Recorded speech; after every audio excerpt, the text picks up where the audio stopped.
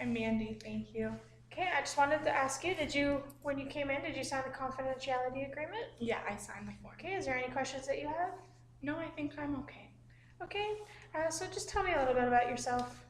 Well, I'm 25 years old and I'm struggling financially. I was living on my own for a while, doing like school, and I wasn't good with my money. I wasn't saving properly.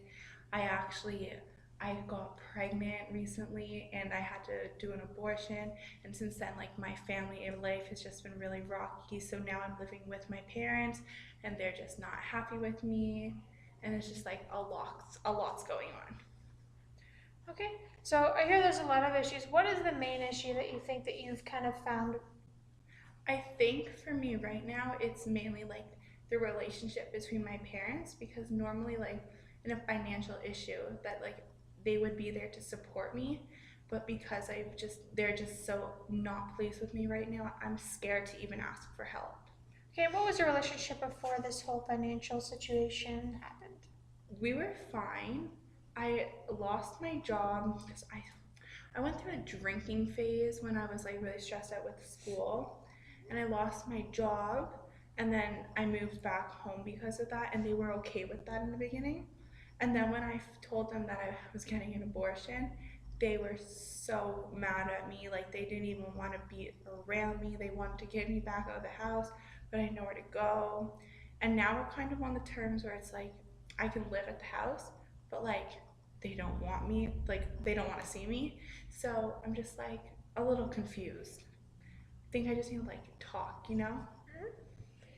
Okay, so for you, like the financial issue, what exactly is the issue for you? Well, I was paying my tuition and I'm on OSAP, but I don't get that much money back because I had a good job. And when I lost my job, I've been trying to look for a new one because I want to be able to pay off my tuition and just like afford like rent and everything. But it like right now it's just not working out for me, so I'm living at home. Okay, and what kind of work are you looking for? Well, I have a diploma in photography, so I've been working as a taking photos for a company, but they recently let me go, so I haven't been able to find another job in that field. So I've been applying just to like retail stores and stuff, but I haven't gone back. Haven't heard anything. Now, do you feel confident in your photography skills? I think I'm a good photographer. I know that I've had a rough year, and I think that they've noticed that at work that I haven't been the same. Uh-huh. So I think that's why they let me go. So yeah. Have you ever tried to, because you are 25 and you're young and we have all of these kind of social media things, have you ever tried to just kind of put yourself out there, just put a little word out there for yourself? No, I never really thought of it like that. I thought more like I wanted to be a part of like business or company, but I definitely think that that is something I should consider because it's true. Like everyone is on social media these days, and maybe I could make some money doing that. Yes. Yeah, because you always nice to start small and you can go bigger, just doing little fun family events and kind of things like that. Hmm. So, with your family, like obviously their issue is the abortion part of it. Do you think that you guys can ever kind of fix that? Yeah, I think that it will take a lot of time. I don't think they see my reasonings for getting an abortion. It's like more like I wanted to focus on school and stuff, but they don't look at it like that. And I think that it's just the fact that like they know I've been drinking and stuff, like they're just upset, and I think I need to overcome my drinking before like everything's okay. So maybe just like work on like finding like new things to turn to instead of like alcohol would be important.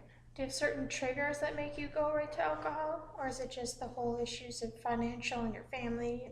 I think for me it's like when I'm stressed, like I've been really stressed out about my money situation in school, that I think that's like the main trigger, and that's when I turn to it most. And what did you do before you started drinking? Like things that you would do to take away from your stress instead of the drinking? Honestly, like I would like take a nap or like go out with my friends just to like de-stress. But I feel like I'm at a point where I'm just so stressed all the time that I kind of want to like numb myself from feeling it. So that's why I think I turned to alcohol. So I think I just need to like find like a mental state where I know like I don't have to be stressed all the time and like I will be okay. It's just like a matter of getting there. Have you ever thought of taking, that stressful situation and using kind of your issues all together, and maybe instead of going and drinking, maybe taking that time to go for a walk and use your photography as kind of, you're doing two things at once. You're kind of de-stressing yourself and working on a portfolio for yourself. Yeah, I never really thought of it like that. I think that could be like a really good thing for me to try. I feel like I think now like photography to me, it's almost a stressor because I know I need to get a job, but I'm just concerned like, oh, if I don't get a job, then I don't know what I'll do. But I definitely think that by like going on a walk, I could like calm myself down, and then when I'm like in the right state of mind, I could start like taking pictures again. And I think that's a really good idea. Now, with the drinking, is it something that you've had an issue with before, or is it just kind of a new issue with losing the job and those kind of things? It's never happened to me before. Like I have seen like family members struggle with it, and I think that maybe I thought, oh, I can try it kind of to like numb my feelings. But now that I've started and I know like I need to stop, it's just a matter of being able to stop. And like I know that like by thinking I can like just knowing that I'm coming here for help, like that's one step that I'm like proud of. It's just now I feel like I need to follow through and like make sure that I can go through everything. Yeah, you should be very proud for coming, because not a lot of people a lot of people have this stigma that talking to somebody, it's not going to work kind of Hmm. thing. Um, Now, like you say, like there have been family members that have used alcohol as, their Hmm. kind of release.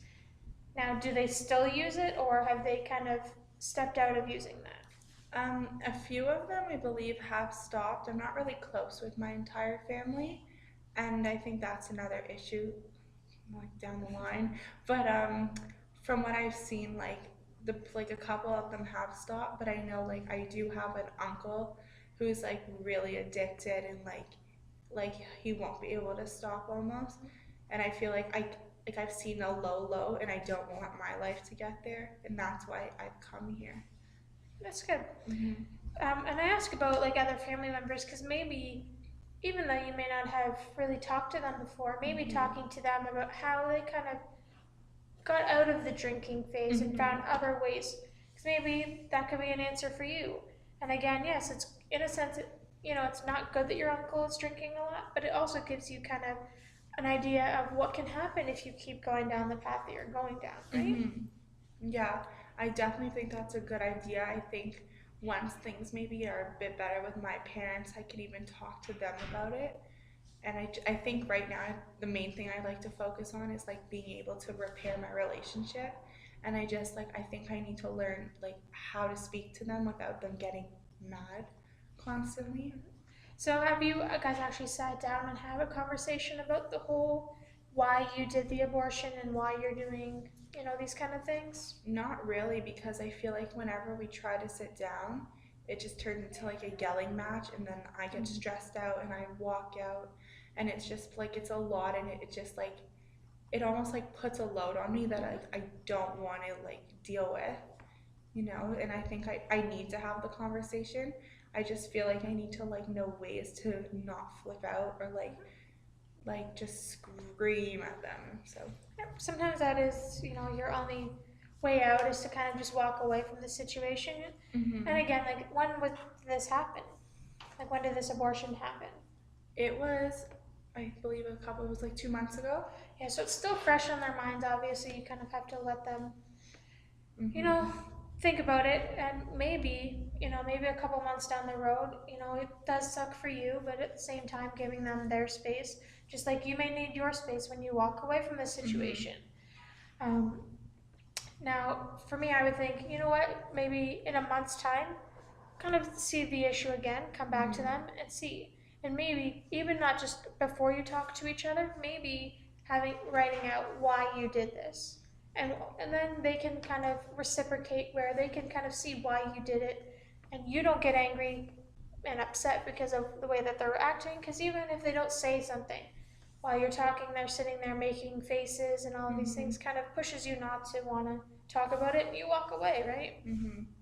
And I think the other thing is like sometimes I'll come home and like they'll see me there, but like I feel like we kind of both want to talk, but if we do, we know like it's just gonna blow up. So like no one says anything, and I'll just like run upstairs. And I feel like I don't want that anymore. Like I want my normal relationship back with my parents.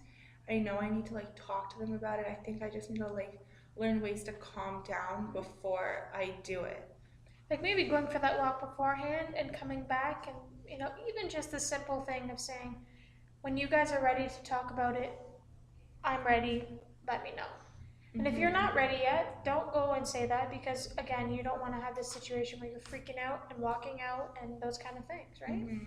Yeah, I think that's a really good way to look at it because if I go for like a walk first and I calm myself down, I know that I'll be like in a calmer, more happy, pleasant mood when I go to talk to them, and then maybe I won't just like go on a rampage.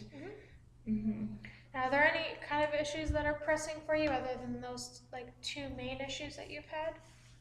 I think it's just like the stress that I'm going through with school right now also because I am finishing up. So I have my diploma in photography, but I know that I want to go into like more of like the business side and maybe own my own studio, photography studio. So I'm taking business right now. And like right now I'm just really stressed out with school and like my marks aren't where I want them to be and I'm normally a really good student. I just have so much going on that I feel like I can't give my best work, and so I'm going really down on myself right now. And I'm just like really stressed with everything. It's just making me go crazy.